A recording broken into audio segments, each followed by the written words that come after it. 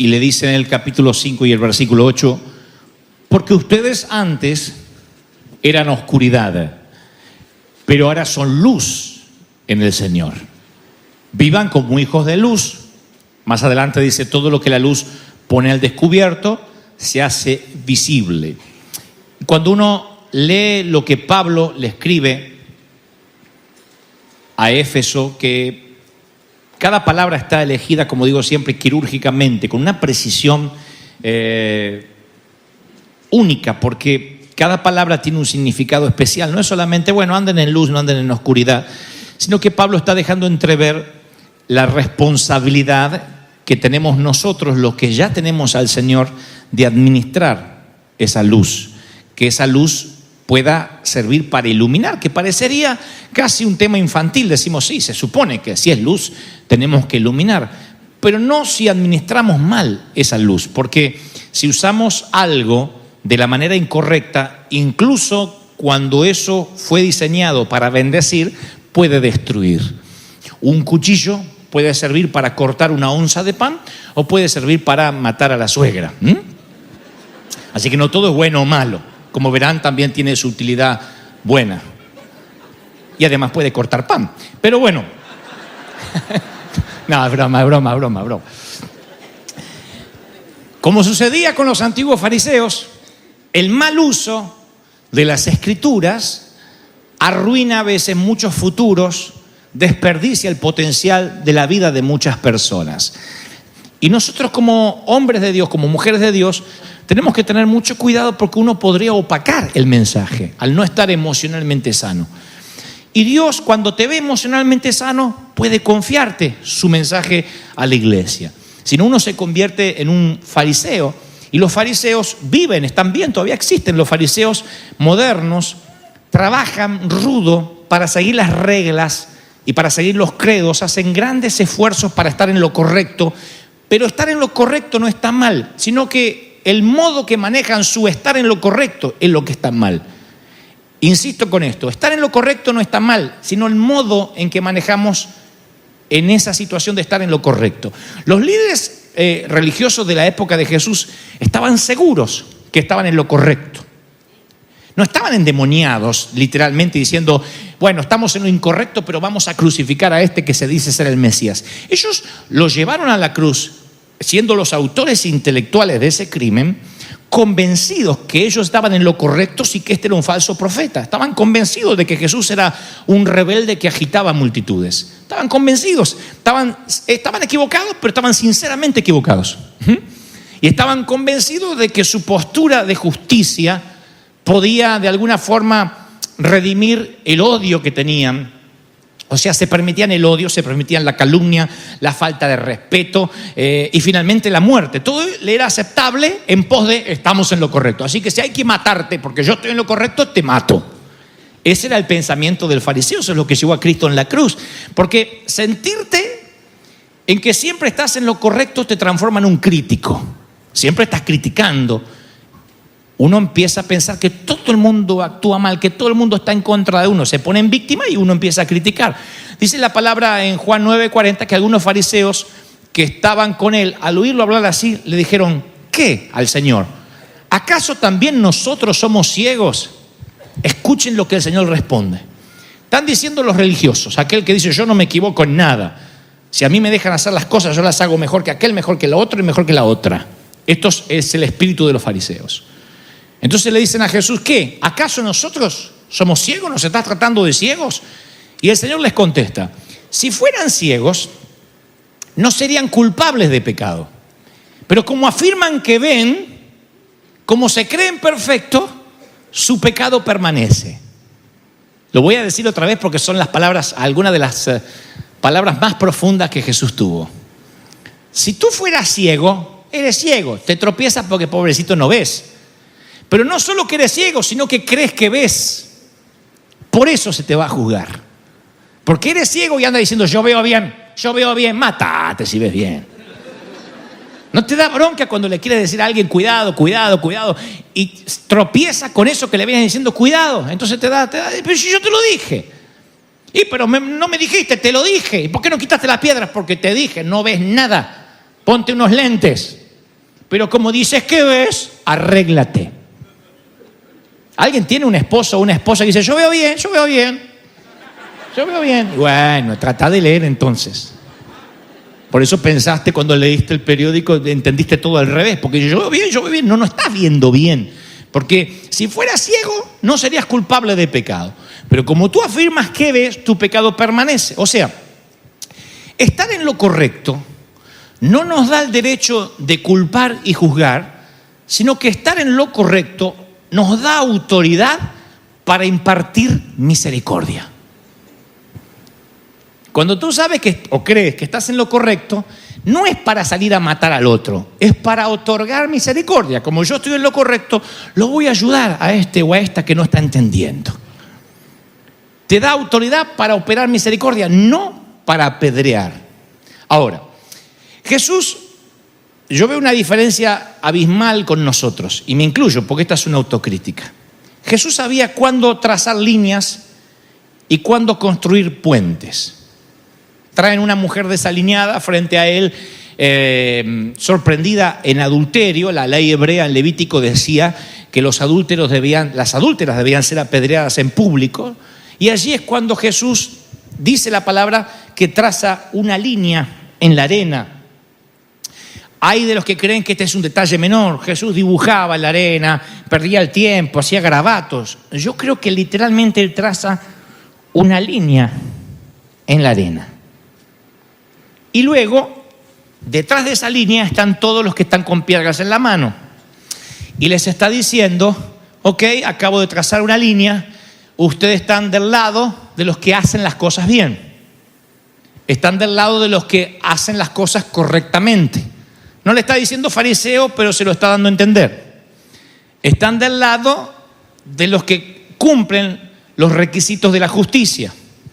Ahora, alguno de los que estén de este lado de la línea, que esté libre de pecado, que diga yo puedo juzgar porque yo jamás pequé, que arroje la primera piedra, que cruce la línea.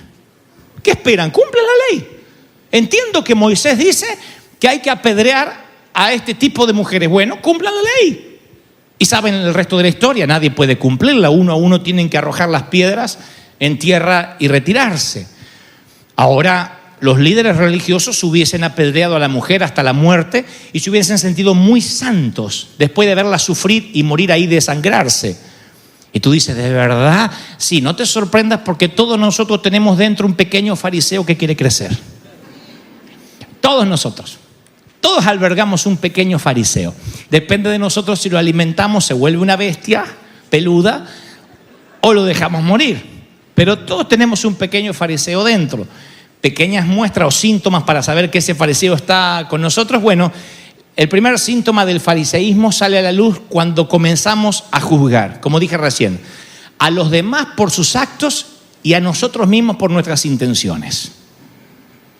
Entonces, ¿viste lo que hizo fulana?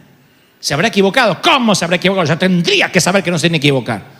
Después, este que está criticando hace lo mismo a la semana. Y le dice, ¿hiciste lo mismo que aquella? No, pero yo lo hice, pero no era mi intención. Cuando uno se juzga a sí mismo por las intenciones y a los demás por las acciones, demuestra, en primer lugar, que el fariseo está creciendo y en segundo lugar, que estás poniendo una línea divisoria, poniéndote del lado de los que juzgan y poniendo del lado de las prostitutas a tu hermano. Y estás dispuesto a apedrear tan solo si Dios da la orden. El segundo síntoma de que su fariseíto pequeño está creciendo es cuando estamos convencidos que a Dios les disgustan las mismas personas que nos disgustan a nosotros. Cuando te cae gordo alguien y dice, ¿viste, Señor? Nos cae gordo. No lo metas a Dios. Te cae gordo a ti, no a Dios. Eso pasa mucho. Entonces a veces hay algunos que yo miro y digo, Señor, ¡ay! Y no entiendo cómo Dios no lo fulmina. Y Dios me dice, cuidado.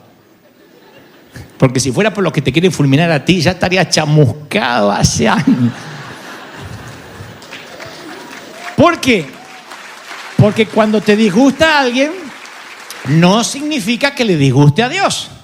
Y cuando te gusta a alguien, no significa que Dios lo esté aprobando. ¿Sí? Eso es lo que uno tiene que diferenciar. Eso es ser mayordomo del reino. Un mayordomo cuida, protege, no decide quién entra al cielo, quién no entra al cielo. No nos compete a nosotros, no podemos poner nuestra personalidad. A mí me gustaría que todo el mundo se ponga un moño rojo acá y el que no se pone moño rojo se va al infierno. Es lo que me gusta a mí, no es lo que le gusta a Dios. Ahí es cuando empezamos a decir lo que nos gustaría que Dios dijese, pero que Dios no está diciendo. Ahí es cuando ponemos palabras en la boca de Dios y ese es uno de los síntomas de que nuestro fariseo está creciendo. Cuando tenía unos 16 años yo fui a trabajar a la carpintería con papá, trabajaría por el lapso de 1 año y 3 meses, 13 meses, 15 meses. Entonces, llegué a la carpintería, mi primer trabajo fue, o uno de los primeros en la semana, cortar 200 o 300 listones, que eran unos tacos de madera, así, unos pedacitos de madera que tenía que cortar con el serrucho. Entonces mi papá me dijo, corta el primero a la medida exacta, tienen que estar exactamente iguales, era una parte de una silla en que se hacía en serie. Y me dijo, corta un listón y ese listón original, utilízalo para cortar los demás listones. Fíjense en el detalle. Me dijo, siempre usa el original, el primero, para cortar 200 o 300 listones. Así que él me cortó el primero y me lo dio como muestra. Yo con el primer listón medí, marqué con el lápiz y corté el segundo. Tiré el primero, lo puse en un listón y con el segundo marqué el tercero. Ustedes hubiesen hecho lo mismo, no se rían así como los avanzados en mercadotecnia, carpintería. Corté el tercero, lo tiré al cajón, medí el cuarto. Cuando llegué al 180,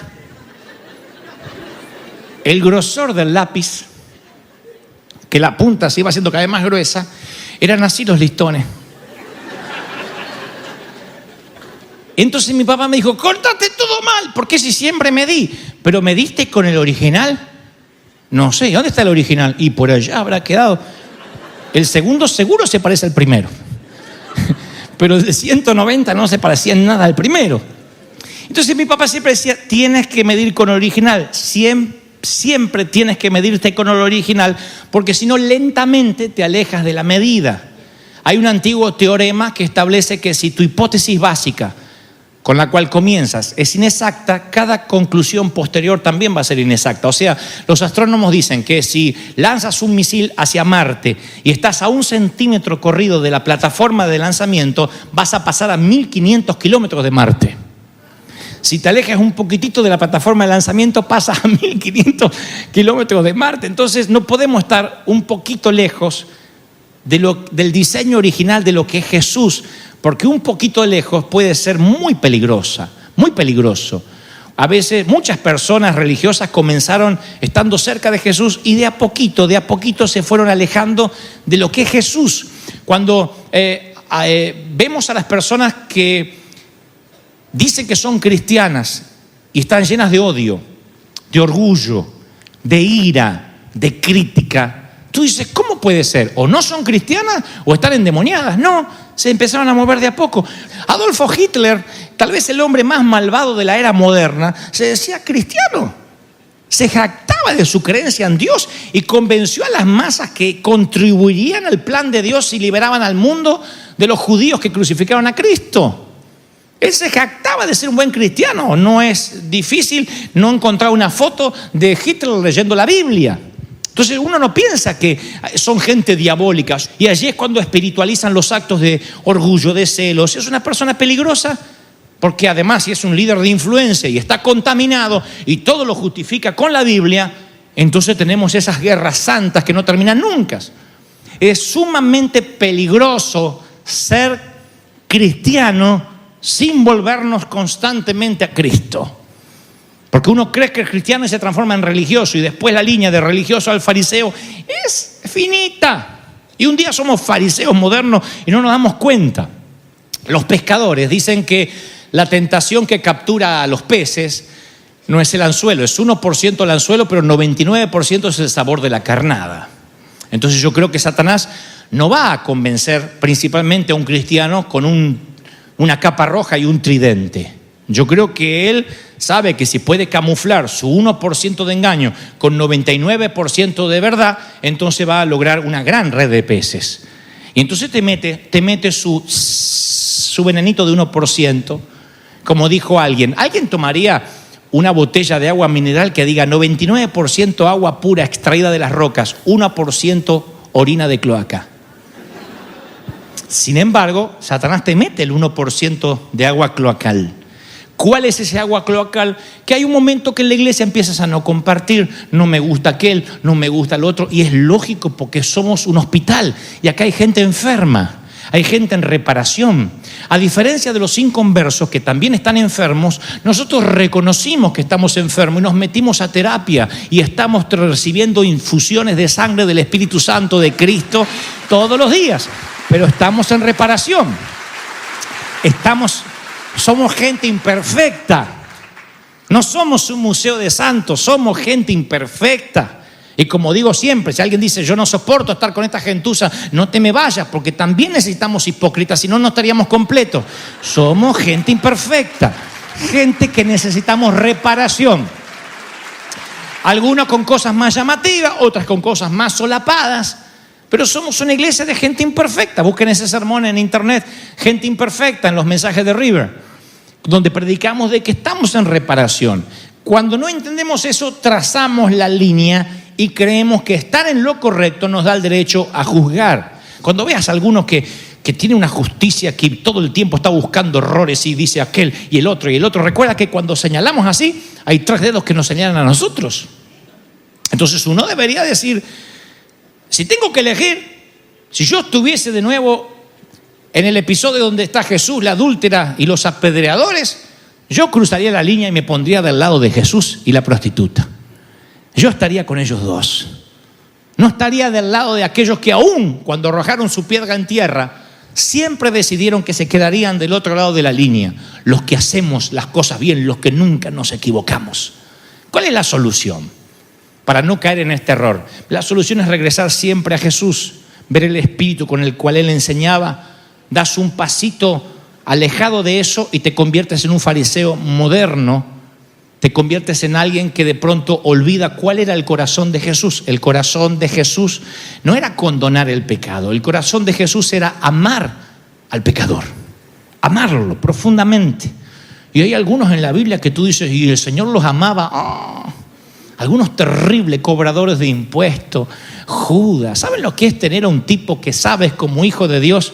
Por la revelación del Espíritu Santo, porque tienes omnisciencia, aunque eres hombre, pero también eres el Hijo de Dios, saber que este tipo te va a traicionar y tener que comer con él y ser el de más confianza porque mojaba el pan en su plato. Así, y mojaba el plato. Qué feo, sabiendo. Si supieras que alguien te va a traicionar, ¿dejarías que se acerque? No, lo más probable es que no. Lo más probable es que diga, no, que encima se muera de hambre, desgraciado, con lo que me va a hacer que ya se vaya ahorcando de a poquito. Pero Jesús obraba en el espíritu, porque si obraba en la carne, no le quedaba ninguno de los 12. No es que los otros 11 eran mejores, tenía que obrar con un manto de misericordia, con un manto de unción. Porque de otro modo lo que iba a hacer era condenarlos a todos si operaba la justicia de Dios. Por eso mi sugerencia, nunca pidas por la justicia de Dios. Nunca, Señor, ¿dónde está tu justicia? Porque la justicia, si llega a venir, preferimos la bomba de un fariseo. Que no venga la justicia. Necesitamos la gracia de Dios a diario, periódicamente. ¿Están conmigo, sí o no? La gracia de Dios. Y la gracia hace que veas cómo el Señor ve. Ahora, hablamos de desviarse un poquito, ¿no? Como yo le di el ejemplo del listón en la carpintería.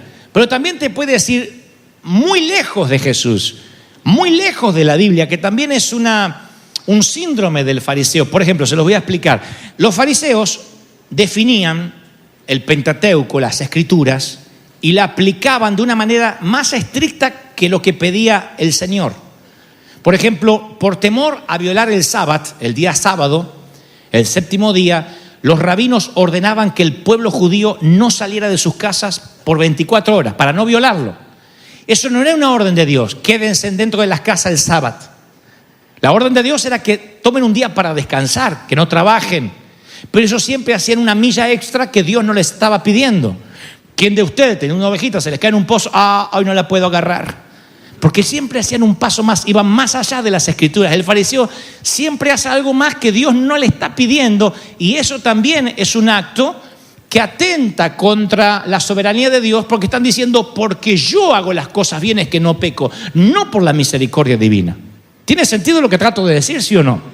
O sea, que los fariseos siempre exageraban las leyes. Por ejemplo, para asegurarse que nadie mirara a una mujer con lujuria, los esposos cubrían a las mujeres en público que parecían telas andantes. No sabía decir a tu mujer o Batman. Y eso era... el Señor no le pedía eso. El Señor decía, la palabra decía, hablaba de la lujuria, pero no decía tienen que cubrirla. Pero eso siempre hacían una cosa más, al punto tal que se iban desviando del primer listón. Y después una mujer osaba de tener los ojos así, bajarse un poquito para que se viera la nariz, y la querían apedrear por prostituta. Anda mostrando la nariz. Y la apedreaban. ¿A dónde dice la Escritura o el Pentateuco la mujer no mostrar la nariz en público? En ningún lado. Pero se van desviando del primer listón. Entonces, tan alejados, se dan cuenta que pasan a 3.500 kilómetros de lo que era el Señor. Cuando yo voy a las Escrituras, y esto no es porque a mí se me ocurre, descubro un Señor, un Cristo. Estoy hablando de su ministerio palestino, 33 años en la tierra. Con un humor increíble, un humor, una forma de contestar, con una ironía que lo hacía por eso es que se ponían locos los fariseos, porque él contestaba irónicamente, aun cuando contestó, dad al César lo que es del César, a Dios lo que es de Dios. Le dicen que Herodes lo anda buscando para matarlo y dice, dile a esa perra que espere. Está en la Biblia, no lo inventé. Entonces Jesús, en momentos, alguien que entra con un azote de cuerdas y da vuelta a la mesa de los cambistas. Y cuando él hablaba, todo el mundo lo entendía, niños, jóvenes, por eso lo seguían multitudes. Por primera vez entendían a Dios, un Dios que se acercaba a la gente. No era ese Dios castigador, que como fuego consumidor vendría, que era lo que esperaban los religiosos, un Dios que se meta en la sinagoga y se los lleve a ellos santos y a todos demás los consuman. Ese es el espíritu de los que se creen santos y puros, los que están de este lado de la línea y no construyen puentes. Conozco gente así, que ha perdido hasta la familia, se queda enemistado para siempre con la sangre, y no porque el otro es inconverso, lo cual también estaría mal, sino porque el otro tiene una doctrina diferente a la mía y entonces lo odio a muerte. Y prefieren que te mueras antes de que tengas una doctrina diferente. Y ahí, cuando vamos más allá de la Biblia, nos ponemos a hacer doctrinas sobre el comportamiento y las actividades de otro. ¿Qué película se puede ver? ¿Me puedo tatuar? ¿Me puedo poner un arete? Me llenan de esas preguntas de todo el mundo. ¿Me puedo tatuar? Uno se quiere tatuar una viborita que ya todo lo puedo en Cristo, que me fortalece, pero lo redimí por la sangre de Cristo.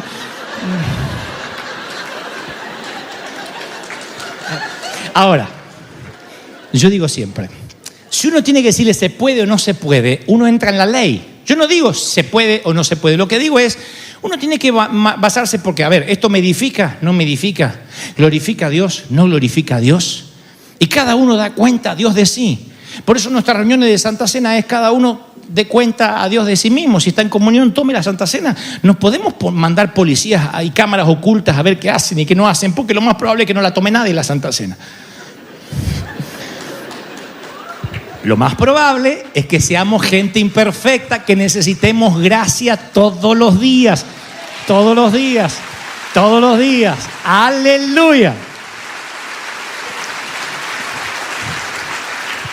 Corintios 4:6 dice, aprendan de nosotros aquello de no ir más allá de lo que está escrito. Pablo dijo, no quieran ir más allá de lo que está escrito. En otras palabras, ya lo que está escrito, las leyes que están aquí, ya está fregado, no las va a poder cumplir. Ni el decálogo, ni los 10 mandamientos vas a poder cumplir. Por eso Cristo tuvo que venir a morir en la cruz. Por eso tuvo que pagarte la fianza para que seas santo. Porque de otro modo ibas preso de por vida y la vida eterna la pasabas abajo. No vayan más allá de lo que está escrito. Así ninguno de ustedes puede enorgullecerse, engreírse de haber favorecido al uno en perjuicio del otro. 1 Corintios 4:6. O sea, volver a Jesús no nos hace sentir superiores, sino ni que somos los únicos creyentes verdaderos, ni que somos los únicos santos. Volver a Jesús te llena de misericordia. Volver a Jesús te enseña a mirar a la gente con los ojos que Jesús los mira, para un lado y para el otro. Hay momentos donde Jesús dice, tengo que tratar con este, no seas más bueno que yo. No quieras ir más allá de la Biblia. Y lo mismo cuando queremos condenar a alguien. Dios dice, yo no lo quiero condenar. Sí, pero a mí me cae gordo, es tu problema. Tú eres mi mayordomo. Tú no eres el dueño de la viña. Tú no decides qué se planta y qué no se planta, qué se siembra y qué se cosecha. Eso es una iglesia saludable. ¿Cómo está tu corazón esta mañana? ¿Estás saludable? ¿Está tu corazón, tu mente saludable para ministrar? Puedes amar a quien con todo gusto mandarías al infierno, pero tienes que amarlo. Puedes abrazar a alguien que no abrazarías en otras circunstancias, pero te obligas a hacerlo, aunque tu carne se frustre. Yo te puedo dar cátedra de eso, Y esto no es que soy un hombre demasiado espiritual, es que la mayoría de las veces tengo que actuar en el espíritu, porque si yo actúo como Dante Gebel, me quedan 2 ovejas nada más. La hermanita que no se puede ir sola y la cieguita que no sabe cómo salir. Entonces yo tengo que actuar en el Espíritu, y tú tienes que actuar en el Espíritu, y vas a ver que cuando vives en el Espíritu, cuando te pareces al Señor, las cosas empiezan a cambiar. Yo digo, voy a culminar con esto. Si Jesús anduviera hoy en día aquí, 2017, en la tierra, en jeans, en camiseta, ¿cuánto tiempo, y trabajara en tu oficina o en tu compañía o en tu fábrica, cuánto tiempo tardaríamos en darnos cuenta de que es diferente? ¿Una semana? ¿Un mes? ¿Un año? ¿Cómo reconocerías al Mesías si Él nunca hubiese venido hasta hoy y en vez de morir en una cruz, muriera en una silla eléctrica? Si todos estuviéramos esperando al Mesías y el Mesías, como en Jerusalén, aparece de sorpresa en un lugar inhóspito como Anaheim y camina entre nosotros, se congrega con nosotros, nos dice, no estén los domingos acá, salgan a las calles, ¿lo reconoceríamos? ¿Cómo? ¿Cómo sería la forma de reconocer a Jesús? ¿Cómo sabríamos que es Él? Además de que Él dice que es el Mesías, pero ¿cómo sabríamos que no es un loco y no lo quisiéramos apedrear? Por ejemplo, porque no se pone corbata, porque no sigue nuestros ritos.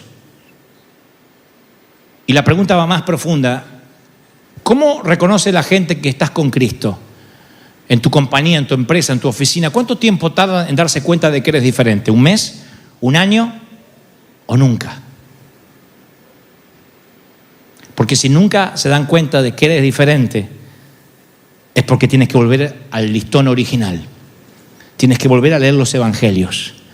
Tienes que volver a leer cómo Cristo trataba a la gente, con quienes se sacaba selfies.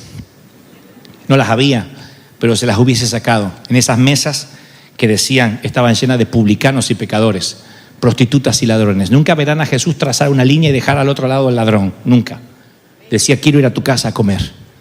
Jesús le decían comilón y bebedor de vino, porque está tomando vino en las mesas de publicanos y pecadores en vez de juntarse con nosotros los santos. Lo ajusticiaban por las fotos del momento. No había literalmente fotografías en Polaroid, en papel, pero sí había gente que dijo que le dijo que lo vio. Dice que lo vio, dice que habló con una samaritana al lado de un pozo, con una mujer sola. ¡Ah! Y samaritana encima, doble pecado. Son los que, si fuera Jesús, iría turista. Son de los que andan buscando, incluso más allá de la Biblia. Dios nos libre de transformarnos en una iglesia así. No importa que nos digan que somos una iglesia de perdidos, de gente libertina, que digan ahí entra cualquiera. No te pongas a discutir cuando nos digan eso. Dile, sí, en esa iglesia entra cualquiera, por eso te estamos esperando. La historia de un actor argentino, se llamaba Luis Sandrini, en los tiempos que Cantinflas, que Mario Moreno también era muy conocido, Nini Marshall, eran actores y actrices entre mexicanos, argentinos, en lo que se llamaba la época de oro del cine. Y él filmó, Sandrini, 72 películas. En 1980 filma su último film, su última movie, llamada Qué linda es mi familia, aunque confesaría a su director Ramón Palito Ortega que se sentía mal durante cada escena, pero él continuaba porque había firmado un contrato. Termina la última escena de la película número 72 y se fue solo a internarse al hospital. Los actores iban a celebrar con un brindis porque la última escena se había rodado y él dice, si no les molesta me voy al hospital, no me estoy sintiendo bien. Fallecería 16 días después, el domingo 5 de julio de 1980, justo un día antes de mi cumpleaños. Lo recuerdo porque al día siguiente yo cumpliría 12 años. Y fui a buscar el periódico, como todas las mañanas, a una esquina para mi papá, y decía grande, en letras de molde, murió Sandrini. Así que yo vine con la noticia, papá, 12 años tenía, murió Sandrini, el 5 de junio del año 1980. Y yo recuerdo las palabras de su esposa, se llama Malvina Pastorino. Ella dijo, Sandrini murió haciendo lo que le gustaba hacer. Su ángel estaba en el set. Su ángel estaba en el plató de filmación. Y a mí me impactaron esas palabras, porque yo empecé a pensar, ¿qué es su ángel? ¿A qué se refieren cuando dice su ángel estaba en el set? El ángel, cuando la palabra habla de ángeles, habla literalmente de los seres creados por Dios. Pero sociológicamente, cada vez que decimos esa persona tiene ángel, estamos hablando de alguien que goza de un carisma que sin esfuerzo es exhalado, es expuesto. Una persona que tiene ángel generalmente es elegida puede ser un puesto político, no necesariamente teniendo en cuenta nuestra América Latina, pero puede ser un actor, puede ser un profesor de la universidad. Yo he tenido profesores que simplemente eran académicos y otros que tenían ángel. Hagan memoria si acaso no es así. Algunos te enseñaban lo mismo que otro, pero se te quedaba impregnado su enseñanza y su dialéctica porque tenían ángel, tenían algo que llenaban el aula o el salón no bien entraba. Yo tenía una maestra que tenía ángel, el otro día la estaba recordando, mi maestra de 4º grado de la escuela primaria. Y después tenían otras que no tenían ángel, tenían diablo adentro. Y yo estoy convencido que la fecha en que uno muere no es la misma en que queda grabada en nuestra sepultura, porque, como digo siempre, hay mucha gente que muere antes. Comenzamos a morir cuando ya no nos queda nada por lo cual vale la pena vivir. Cuando no tenemos esperanza, ese día comenzamos a vivir.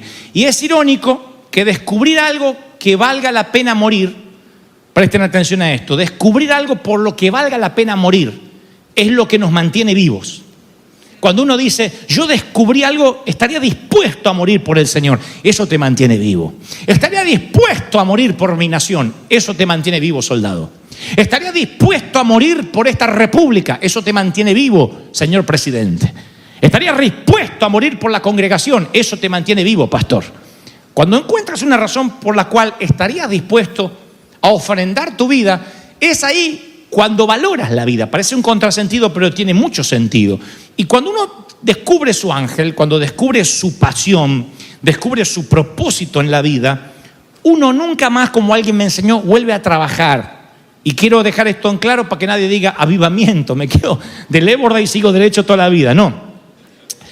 Me dijo un pastor hace muchos años, posiblemente hace unos 20 y tantos años atrás, el día que descubras dónde está tu ángel, cuál es tu pasión, ese día dejarás de trabajar. ¿Por qué? Porque ya lo que haces no es un trabajo. Esto no está relacionado directamente a que te paguen por lo que te gusta hacer, no. Puede que tu ángel, tu pasión, lo que mueve tu motor, lo que enciende tu motor, lo que sopla las velas de tu pasión, sea algo distinto a lo que estás haciendo. Con esto te ganas la vida, es tu salario. Tu pasión está allá, todavía no vives de eso. No importa. Esa pasión hace que para ti esto no sea un trabajo. Simplemente el modo de subsistir para que aquello siga encendido. ¿Fui claro en lo que traté de decir? Tú te ganas la vida a lo mejor haciendo algo que no es lo que sientes en lo profundo del corazón. Dice, yo no nací para esto. No importa. Por lo pronto, como eres trabajador, como no eres un flojo, haces lo que te venga a la mano para hacer. Pero tu pasión, que a lo mejor no es eso, te mantiene vivo. Si coincide que estás haciendo lo que te gusta y te pagan por eso, bueno, eres uno de los pocos afortunados que pululan el planeta. Pero si no te pagan por lo que quieres hacer, por lo que te gusta hacer, ya no es un trabajo de igual modo, porque estás trabajando para ganarte la vida, pero tu pasión sigue encendida. Entonces, yo descubro en las Escrituras una historia que les he contado en más de una ocasión. Es la historia de un copero, de Nehemías, de un, no quiero decir chef, porque no era el cocinero literalmente, sino el que se encargaba de la cava, de los vinos. Literalmente es un copero el que se encarga de los vinos, de la parte vitivinícola, de los gustos etílicos del rey. Pero además, según la historia, los coperos tenían la obligación de probar la comida que el rey iba a degustar minutos antes para evitar un atentado. Ustedes dirán, qué lindo que te paguen para probar comida. Sí, pero también podías probar cianuro y era tu último trabajo del día, ¿no es cierto? Así que una rápida lección de historia nos pone en perspectiva de qué será el empleo de Nehemías. Por lo que va a ocurrir, es notorio que Nehemías no tenía su ángel en probar la comida. Su sweet spot, su pasión no era probar la comida o servir el vino al rey. ¿Cómo me entero de esto? Porque la palabra dice que Nehemías estaba sirviendo al rey y siente una pasión muy diferente a lo que está haciendo. En el año 586 a.C., Nabucodonosor invade Jerusalén, se lleva a Babilonia muchos cautivos judíos. 50 años después, un tal Zorobabel lleva un remanente, un grupo de judíos, de vuelta a Jerusalén y tratan de reconstruir la ciudad, pero no así los muros. Una ciudad con muros derribados es una ciudad indefensa, proclive a que los enemigos la ataquen o terminen con ella. Así que Jerusalén está indefensa ante los enemigos, y fue cuando el copero de Babilonia tuvo una idea loca. Él lo describe así, o la palabra lo describe así. Estando yo, dice Nehemías, en la ciudadela de Susa, llega uno de mis hermanos de Jerusalén y le pregunto a uno de mis hermanos, ¿qué pasó con el resto de los judíos? Que me hable del destierro. Y me responde uno de ellos, bueno, los que se liberaron del destierro quedaron en la provincia, están enfrentando una gran calamidad y humillación. La muralla sigue derribada y sus puertas consumidas por fuego. O sea que Jerusalén está indefensa, en cualquier momento nos arrasan, no tiene murallas la ciudad. Y entonces Nehemías, que no tiene ningún conocimiento de arquitectura, no es arquitecto, no es ingeniero, no sabe de construcción, él es copero, nunca estuvo en Jerusalén, no sabe cómo luce Jerusalén. Detalles no menores que el Señor quiere que te compartan esta mañana. Él siente la pasión de que a lo mejor él es la persona que tiene que llevar a cabo la obra para reconstruir los muros. Esto me enseña que cuando Dios pone un ángel, cuando Dios pone una pasión en ti, es más importante que la capacidad que tienes para aportar. Porque aquí, cuando yo digo, ¿qué es lo que te mueve a ti? Algunos dicen, no, a mí me gusta la pintura, pero no sé nada de pintura. Y yo quiero que entiendas lo siguiente. A lo mejor nunca fuiste líder. A lo mejor nunca fuiste pastor. A lo mejor nunca fuiste evangelista, pero por alguna curiosa razón es lo que arde en ti y no lo puedes explicar. ¿Estoy siendo claro lo que trato de decir? Yo tenía pasiones envueltas en un cascarón de timidez, en un cascarón de casi un autismo leve, Asperger. Yo tenía pasiones metidas dentro mío tan fuertes que no las podía explicar. Se me reían cuando yo contaba lo que quería hacer. Las maestras, esta que le digo, la que me tenía enamorado de la cincuentona, que es una chica jovencísima ahora, si tuviera la misma edad, me decía, Dante o Goebel, ¿qué quieres ser? Y yo decía, yo quiero ser actor, cantante, no decía predicador, pero decía, yo quiero ser conductor de la tele. Y ella decía, ay, chiquito, como diciendo, nunca vas a poder. Porque tenían que verme a mí de chiquitito, orejón, flaquito así, hablando todo con la S, me faltaban 2 dientes, parecía un conejo que había chocado contra una zanahoria. Decía, era una cosa horrible. Pero esas pasiones se siguieron manteniendo, estuvieron ardiendo por años. Entonces yo veo en la historia de Nehemías algo similar.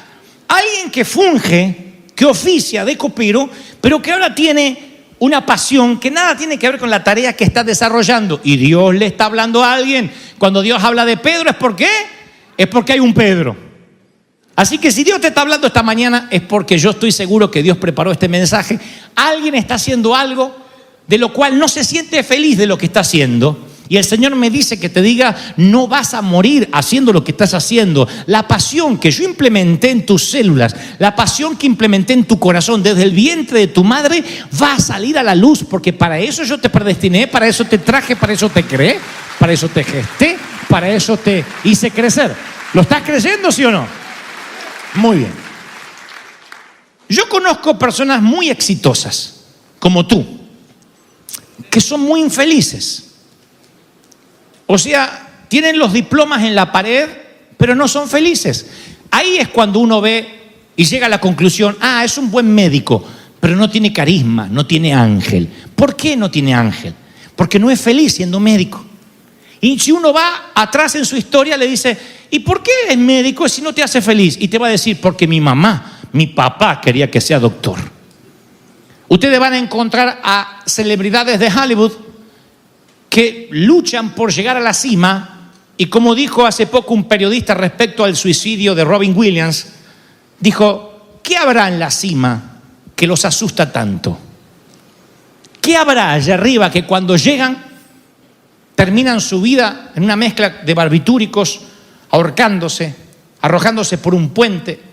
¿Qué es lo que hay en la cima que los asusta tanto? Y alguien trata de ensayar una respuesta y dice, posiblemente la soledad. Yo me atrevo a pensar que han puesto la escalera en el muro equivocado.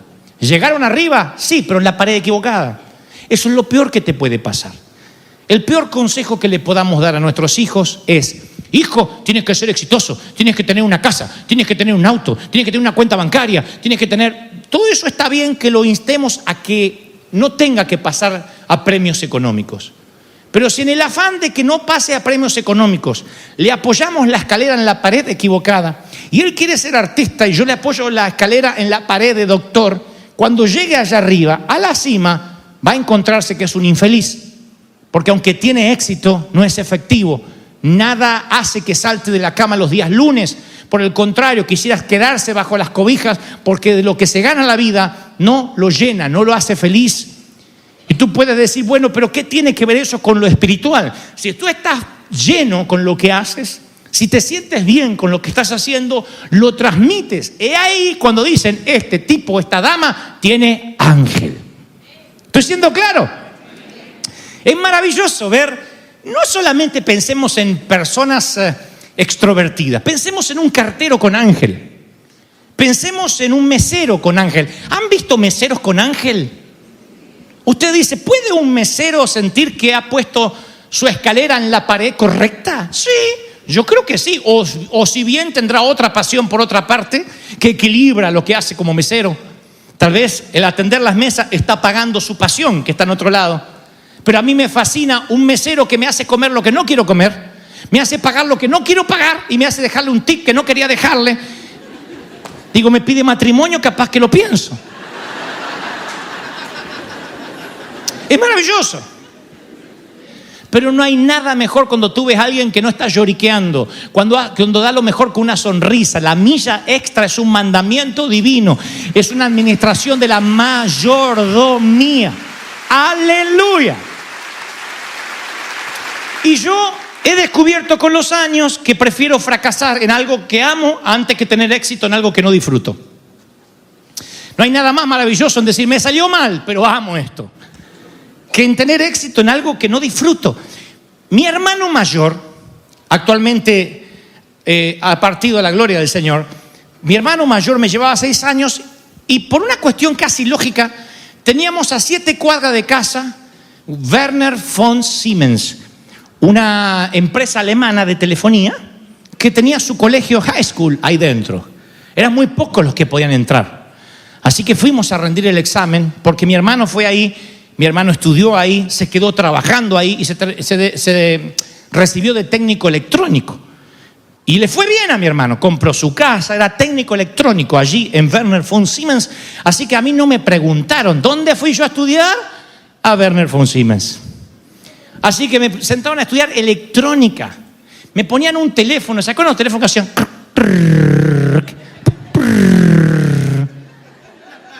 ¿Se acuerdan los de magneto para acá?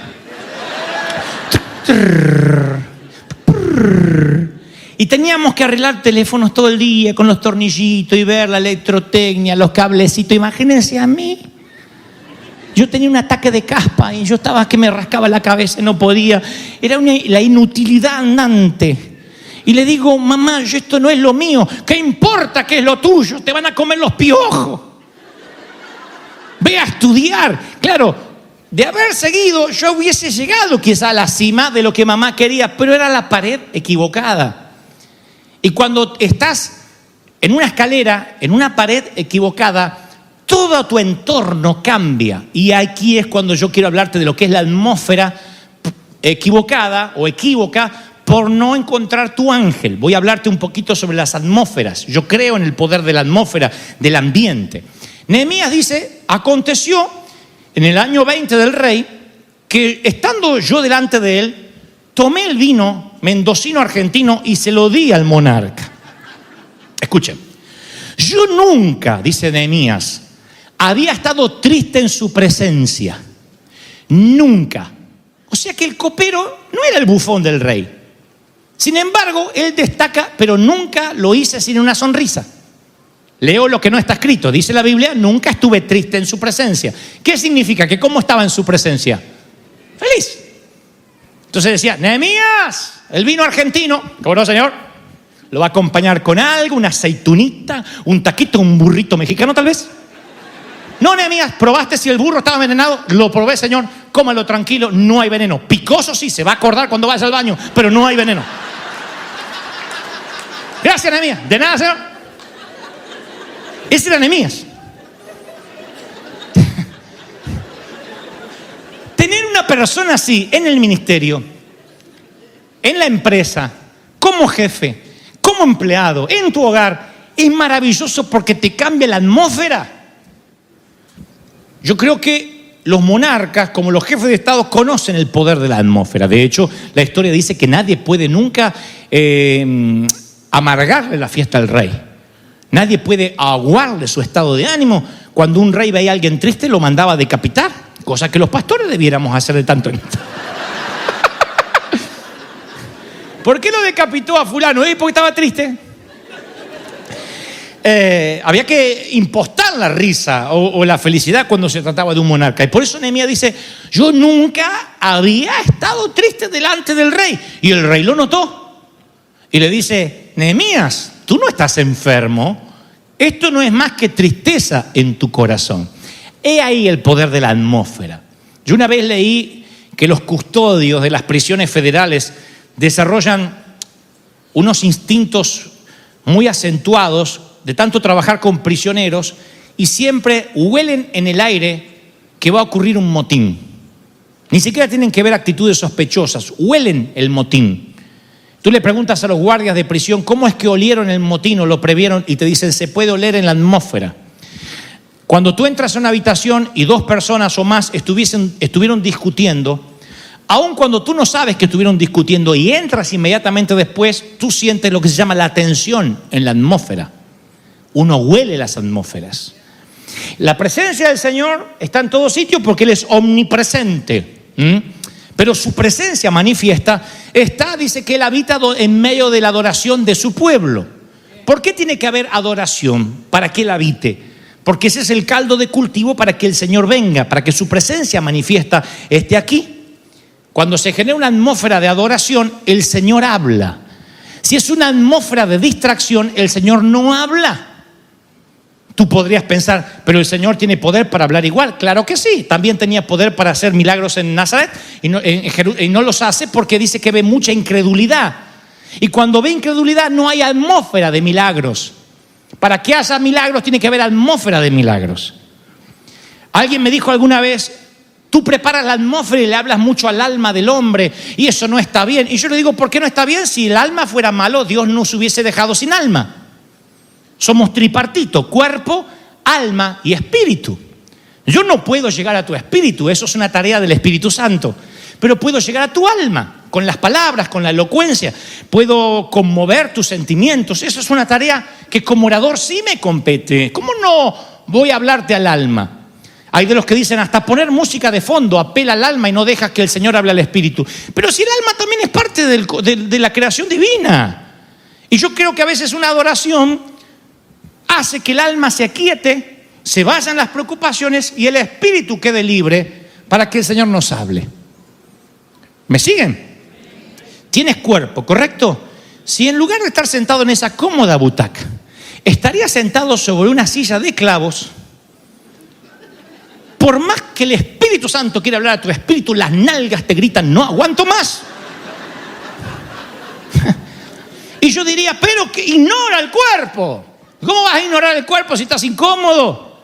Si un zapato te aprieta y tienes el dedo así y te está doliendo, dicen que el único dolor que se refleja en la cara es el de pies.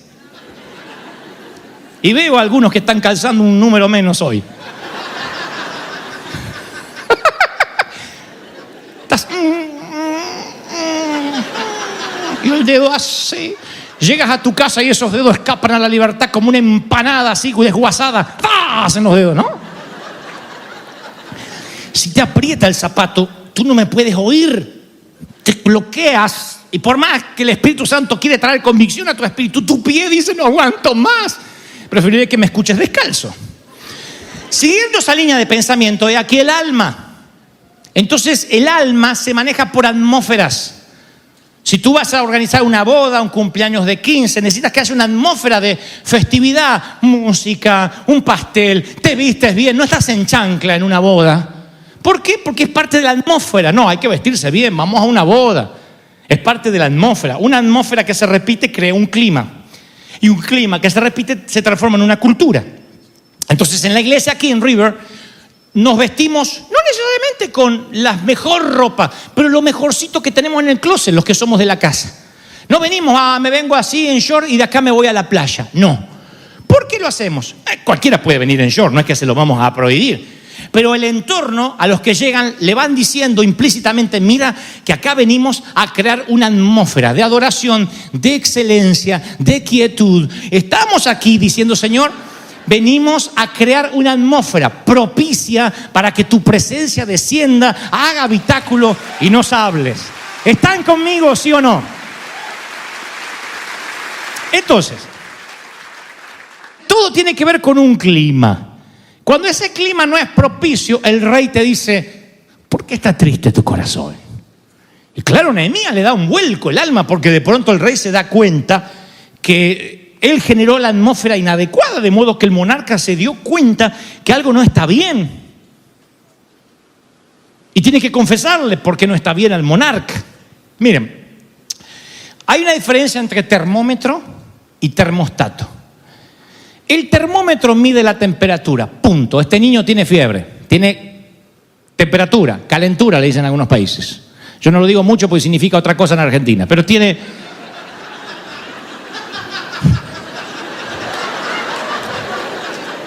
tiene temperatura. Sí, a mí una vez me dijeron, ¿tú tienes calentura? Y dije, ¿qué te importa?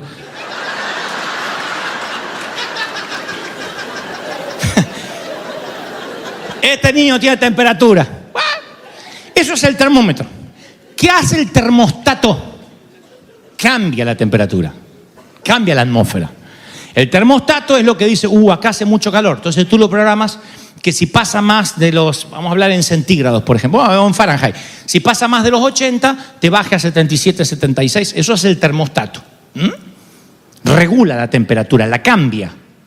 El termómetro la mide, el termostato la cambia. ¿Qué debiéramos ser los cristianos en nuestras universidades, centros de estudios, en el trabajo, en la compañía, en el ministerio? Simplemente termómetro, mucha mundanalidad acá, mucha carnalidad. ¿Y de qué nos sirve ponernos de jueces? Medir la temperatura nunca sirvió. Dios nos pone para cambiar el clima. ¿A qué compararé al reino de los cielos? Semejante a una mujer que toma un poquito de levadura, la mete dentro de la masa y la leuda, la cambia, la permea. Eso es la iglesia, un termostato. ¿Para qué Dios te va a poner en un lugar? Para que simplemente seas un crítico del ambiente. No, Dios te pone para cambiar la atmósfera, para llevar alegría donde no hay. Lo mejor que te pueden decir en la vida es cuando tú viniste a visitarme y te fuiste, te extrañé, porque llenaste mi casa de gozo, de alegría. Y esto no es ser un payasito, eso simplemente es llevar una palabra de bendición. Qué lindo es cuando te encuentres con gente que no le tienes miedo a lo que te va a decir, porque nunca te va a herir, siempre te va a bendecir y te va a cuidar. Y aún si te tiene que exhortar, lo hace con amor. Eso es un termostato.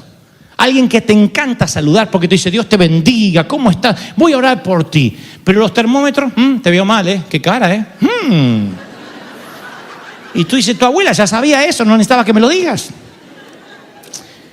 Pero yo creo que Nehemías era un termostato, Porque cuando se le empieza a notar, le dice el jefe o el rey, ¿por qué está triste tu corazón? Esto no es enfermedad, acá hay algo oculto. Y ahí Nehemías confiesa que él siente la carga, dice, tuve mucho temor, vive para siempre el rey. ¿Cómo no va a estar triste mi rostro cuando la ciudad, el sepulcro de mis padres, está desolado, sus puertas consumidas por fuego? Y el rey dice, ¿qué es lo que me pides? Y bueno, la historia después continúa que el rey le pone todo, caballería, recursos, madera, todo. Le dice, ve y constrúyelo. Es un copero y lo manda de arquitecto. Ahí es cuando descubre su ángel, su pasión Nehemías. No sé si la descubre, pero la comparte con el rey. Pero el rey pregunta, ¿qué es lo que pides? Pregunta, iglesia amada. Si el Señor hoy te preguntara, ¿qué es lo que pides para ser feliz? ¿Sabes? ¿Tiene la respuesta rápida acá en la punta de la lengua? La mayoría no sabe responder esa pregunta y te pierdes oportunidades que son únicas, que pasan una sola vez en la vida. Un gran periodista de la Argentina se llamaba Bernardo Neustadt. Era un periodista antioficialista muy famoso, dueño de muchas emisoras de radio, las más importantes de Argentina. Y por alguna razón, por un contacto divino, yo logro una entrevista con él. Me dicen, Neustadt es un hombre muy apurado, extremadamente pragmático, así que ve al punto. Ok, voy, me hace esperar en una oficina muy lujosa. La secretaria viene y me dice, ¿de qué vienes a hablar? Le digo, vengo a conocerlo. Yo en realidad iba para que me diera un espacio en una de sus emisoras. Así que no tenía para pagarlo, él tenía que cederlo, pero era millonario, podía hacerlo. Así que le dije, vengo a hablar con él de un tema privado. Y me dice una vez más, solo serán 5 minutos. Él no dedica ni a los jefes de Estado más de 5 minutos. Así que me metió presión. Y en lugar de usar los 5 minutos para expresar mi pasión, usé los 5 minutos para tratar de impresionarlo y quedar bien. Que es lo peor que puedes hacer, porque 5 minutos no alcanza para quedar bien con nadie. Así que dije, ¿qué hago? Si llego y me dice, ¿a qué vienes? A que me dé un espacio en la emisora. Quedo como un aventado. Pues, ¿y este pedigüeño dónde salió? Entonces usé mis 5 minutos y me lo hacían notar. Mira que tienes, por ejemplo, de 10 a 10 y 5. Ok, así que entro, me dice, Neustadt, ¿cómo le va? ¿Su nombre? Gebel, tome asiento. ¿En qué te puedo servir? ¿En qué lo puedo servir, Gebel? Bueno, yo soy un hombre que de chico yo soñaba con muchas cosas. Bueno, no es que soñaba, sino que las tenía como pasión y él vi que lo perdí. No, es bueno, al punto. Yo creo en una generación diferente en la República Argentina y me hace bla, bla, bla, bla. Empiezo de nuevo y miraba su reloj. ¿En qué te puedo servir, Gebel? Ahí tenía que haber dicho, necesito un espacio en su emisora de radio, tengo algo que comunicarle al país, me lo hubiese dado. Pero usé mis minutos sin saber responder a la pregunta, ¿qué necesitas? Terminaron mis 5 minutos y yo había tanta babosada, tantas tonterías. Se levantó y me dijo, bueno, bebé, un gusto conocerle, cuando le dicen así a la secretaria, sácame este plomo de encima. Así que me acompañaron hasta la puerta, así, y me fui. Me encuentro con el amigo en común que me contactó y dice, ¿y le pediste? Le digo, no me animé. ¿Cómo? Nunca más tendrás una cita con él, y menos ahora que te conoció.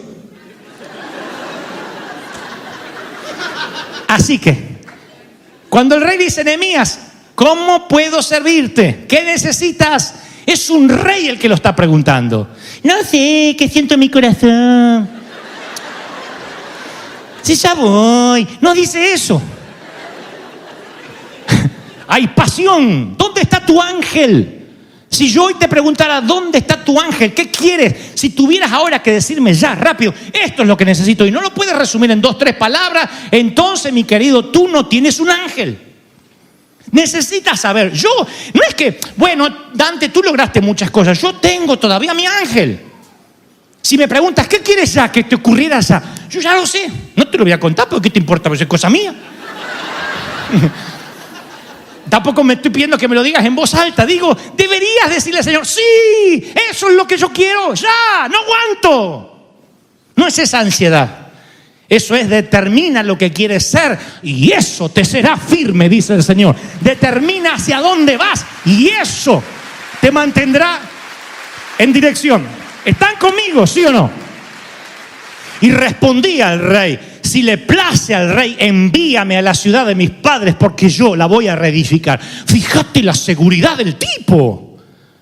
Yo la voy a reedificar. No dijo: yo soy copero, yo no soy arquitecto, no sé si voy a poder, voy a ver qué intento.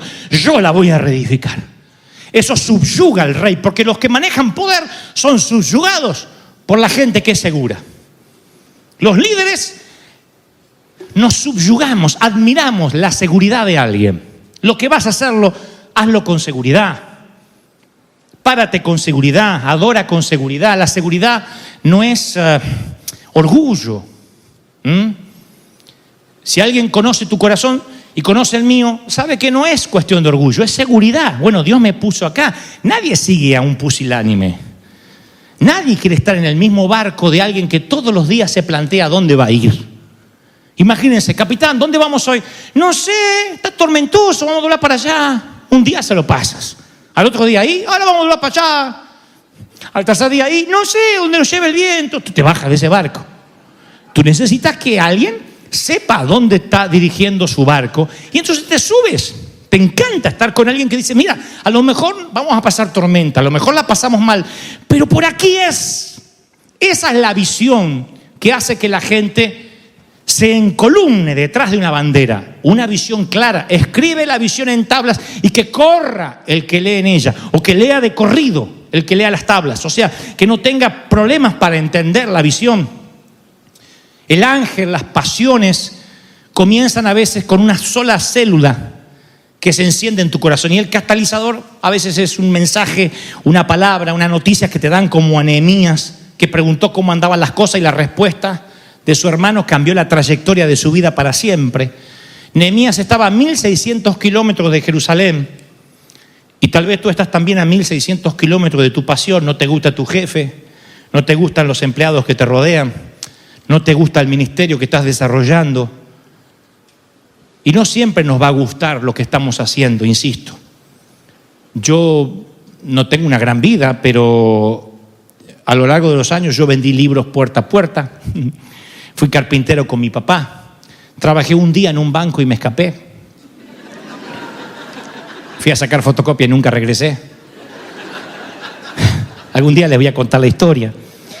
Fui chofer de una camioneta que vendía neveras comerciales en los barrios.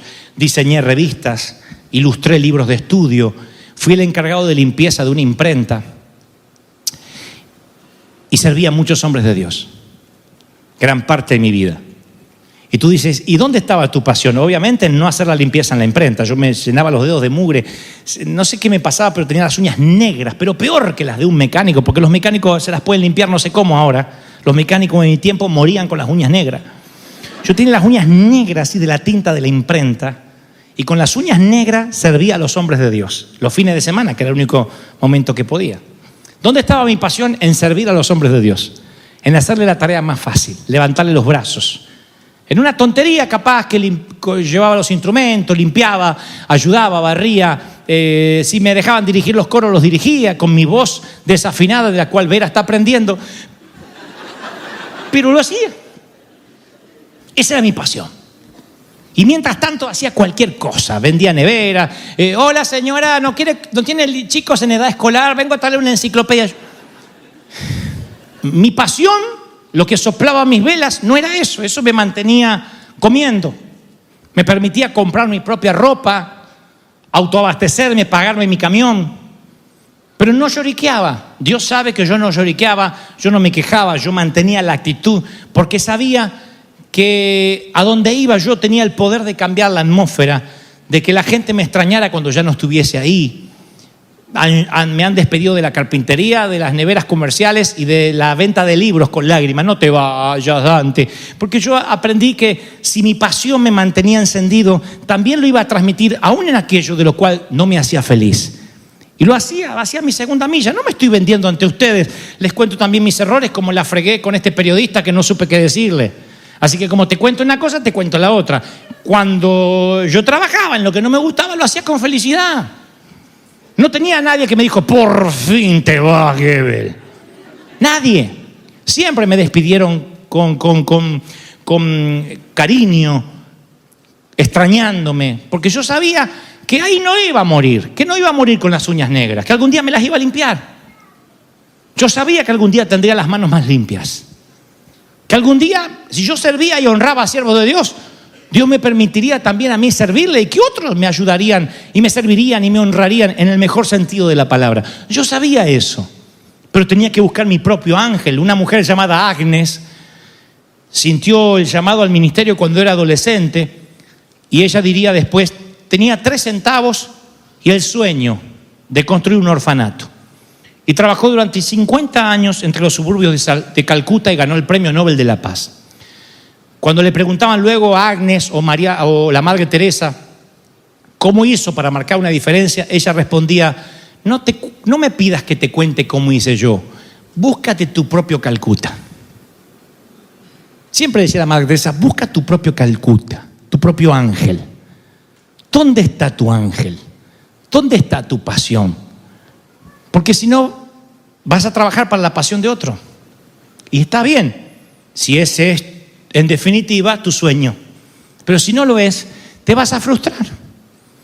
Decía siempre Bill Gates, dice siempre Bill Gates, si no defines cuál es tu sueño, trabajarás para el sueño de otro. Entonces tú necesitas como hijo de Dios saber para qué fuiste creado. ¿Qué es lo que mueve tu motor? ¿Qué enciende tu batería? ¿Qué es lo que hace que te conmueva, que te enciendas? Y cuando descubres qué te enciende, ese sueño te mantendrá vivo, no trabajarás nunca más, no te arrastrarás de lunes a viernes, saltarás de la cama los lunes, los domingos serán el día más maravilloso. ¿Cuántos todavía se deprimen domingo por la tarde y domingo por la noche? No me levanten la mano ni me digan para no avergonzarse. Pero yo sé que muchos dicen, ¡ay, domingo! Se termina el fin de semana. Si te deprime los domingos, que el más alto índice de suicidio son los domingos por la tarde, de verdad. Si te deprimes los domingos, es porque todavía no has encontrado dónde está tu ángel, dónde está tu pasión, qué sopla las velas de tu motor. Y el Señor me dice, yo te he traído a River Church no solamente para que un pastor te cuente sus grandes hazañas y diga, oh, mira, él llegó. Te puse a un hombre que te está contando las veces que fracasó para que no cometas el mismo error. Si te preguntan cuál es tu sueño, cuánto cuesta, tienes que saberlo hoy mismo, no mañana, porque hoy podría ser el día en que Dios te conecte divinamente. Hoy podría ser el día. ¡Aleluya! Hoy podría ser el día. ¿Cuántos lo están creyendo y recibiendo? Dígame, amén. Voy a terminar con esto. Todo lo que respira necesita un alma. Todos los ministerios tienen que tener un ángel. Tienen que tener algo que haga pum, pum, pum, pum, pum, pum, pum. El ángel mantiene vivo la visión. La pasión hace que sigas respirando. Así que, si tu ángel no está, tal vez sea tiempo de partir. Hablo en términos metafóricos en la vida. Es tiempo de buscar otro llamado, otra compañía, otra cosa para hacer. Porque no hay peor cosa que un restaurante sin ángel. Porque entonces la mesa al lado del baño va a lucir como una mesa al lado del baño. El menú va a ser desabrido y los precios van a ser altísimos. Así que vende, hijo. Y que la misma frase de este film se nos quede grabado en el corazón. ¿Dónde está mi ángel? Porque eso, mi querido, te va a mantener vivo. Celebra al Señor si crees que Dios habló, si crees que Dios está contigo. ¡Aleluya! Si crees que Dios...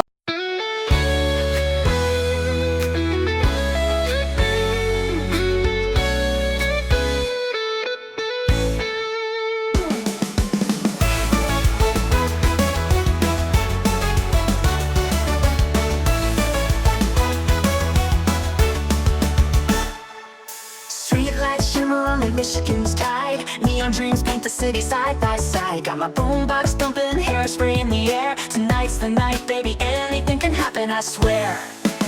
He's got eyes like fire, a smile like a summer day. And when he looks at me that way, my heart just starts to sway. He's across the room, but I know what he's thinking. Underneath this disco ball, a heart gonna be Lincoln. Windy City nights, hearts beating like a drum. Got that magic feeling, something beautiful's begun.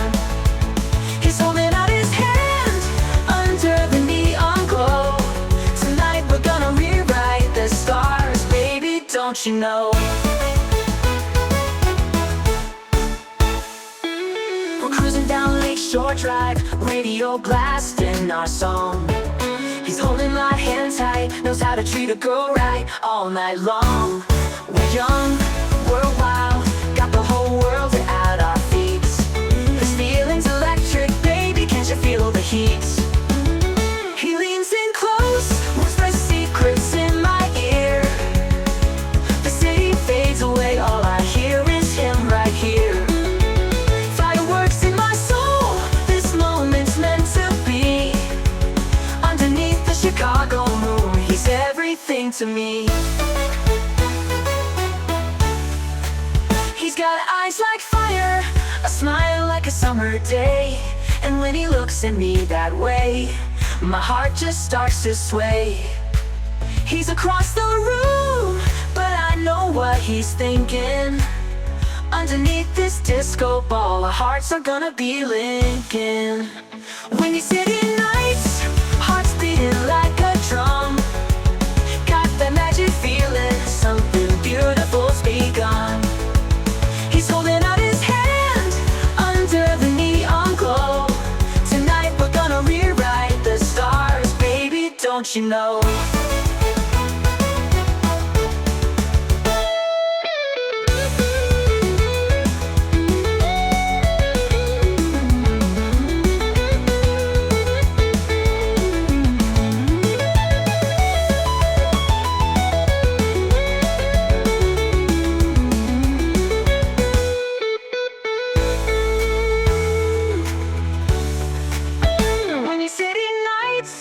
Hearts beating like a drum. Got that magic feeling, something beautiful's begun. He's holding out his hand under the neon glow. Tonight we're gonna rewrite the stars, baby, don't you know?